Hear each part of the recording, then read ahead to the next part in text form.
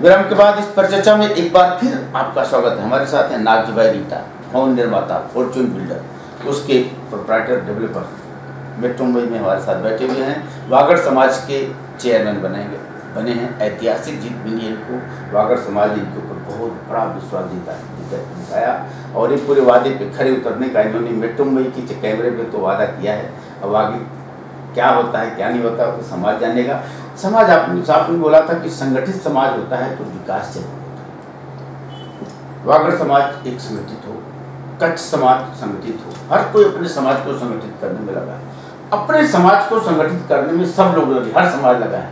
देश को संगठित करने के लिए क्या अलग अलग संगठनों का बनना या उनकी विचारधाराओं का बदलना क्या जरूरी है आपके हिसाब से? एक देश की एकता क्षमता, आपने बहुत नीचे दायरे से वो बात करेंगे कि आपने कितना स्ट्रगल कितना करके आप इस जो बैठे हुए जहाँ पे कैसे डेवलप किया है। आपने बहुत उतार चढ़ाव देते हैं। हम उस देश और अखंडता की बात करते हैं जिसमें समाज एक विकसित हो, संगठित।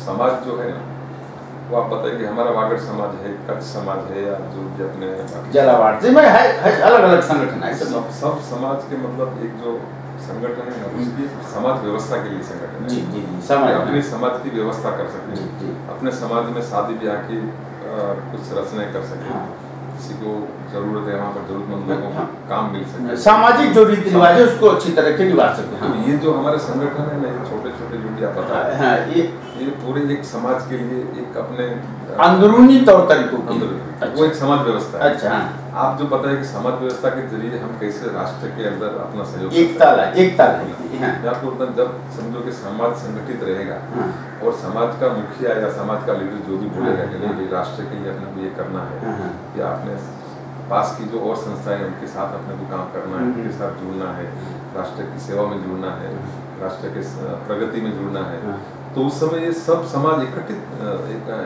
हो जाते हैं। लेकिन लगभग नहीं होते, कभी कभी ऐसा होता है। आप देखिए साहब, जब राजनीति होती है तो इस समाज का उम्मीदवार, इस समाज का उम्मीदवार आते हैं, हम लोग मीडिया से हैं, चुनाव में आते हैं कि भाई यादव समाज के उम्मीदवार, क्षत्रिय समाज के उम्मीदवार, गुजराती उम्मीदवार, मारवाड़ी उम्मीदवार, यहाँ पे एक कैंडिडेट, यहाँ पे एक कम्युनिटी जाता है, यहाँ पे एक कम्युनिटी जाता है।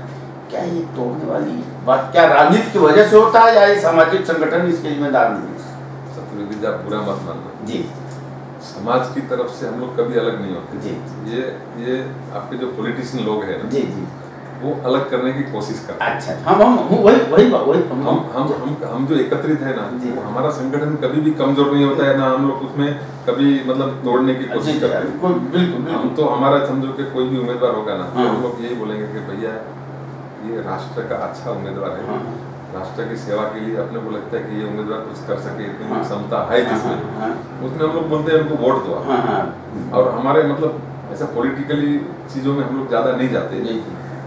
सेवा के हमारे कोई कैंडिडेट खड़े हो तब तो हम उनके पीछे बरोबर सपोर्ट में लग जाते हैं। हमारा अगर कोई वहाँ पे सामाजिक लगाव आता है, हमारी एक फर्ज बन जाता है।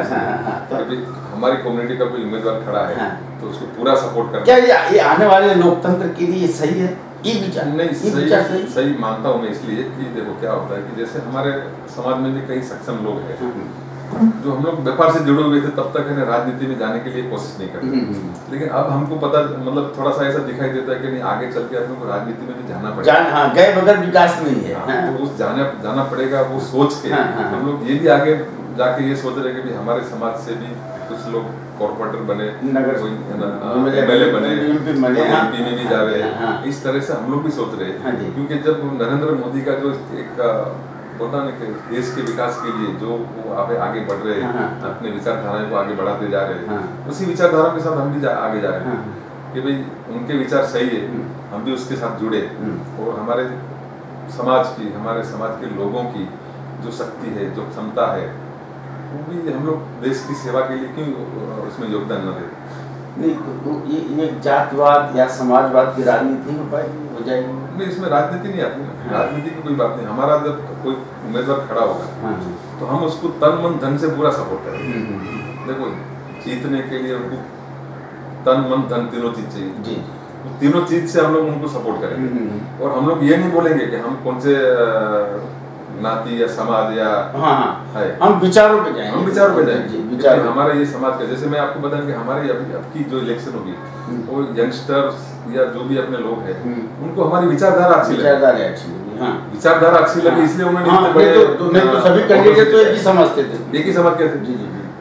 तो यही बात अपने देश के अंदर भी लागू होना चाहिए कि किसकी सोच अच्छी है।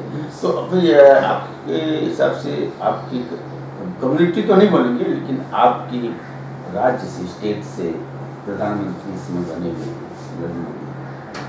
उनकी सोच सिर्फ स्टेट के होने के नाते तारीफ हम नहीं सुनना चाहते हैं, आप बताइए कि वाकई में उनकी सोच देश के विकास के लिए कितना सही है।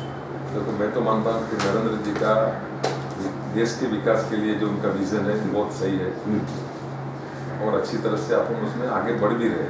आप उसके रिजल्ट भी देख रहे हो कि कुछ जो इन्होंने जो भी बदलाव लाए हैं, हो सकता है कि वो शॉर्ट टर्म में थोड़ा सा आपने कुछ दिक्कत आए, जैसे कि नोटबंदी हुई, थोड़ी दिक्कत आई लोगों को, लेकिन उससे काफ़ी राष्ट्र को फायदा हुआ है।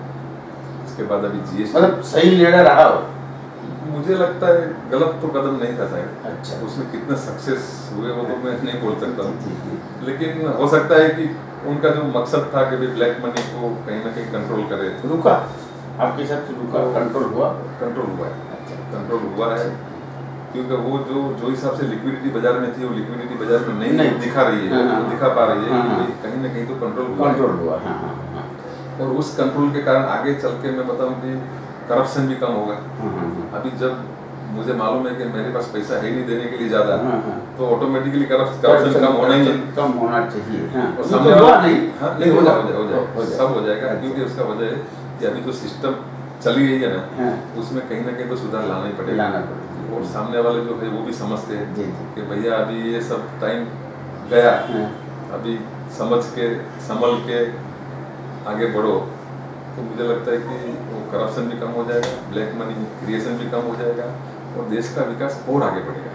एक विदेश दौरा हरदम मोदी को बोला जाता है कि भाई विदेश मंत्री बना दिया जाना चाहिए। वायरल पे सोशल मीडिया पे बहुत वीडियो वायरल होते हैं, कभी यहाँ पे, कभी वहाँ पे, कभी यहाँ पे, कभी इस देश, कभी उस देश, उनको वीजा हर जगह, हर देश में।